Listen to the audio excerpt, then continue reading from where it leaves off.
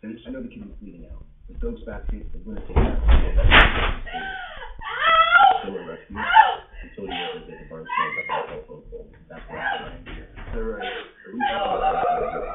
We need to connect the dots and have this house before you. The big kid's going to lose his leg. What? I talked to Maggie over at Med. Femoral artery is ruined. Nerve damage is too great. They're going to amputate first thing in the morning. And your plan could have saved his life. You know that for a fact.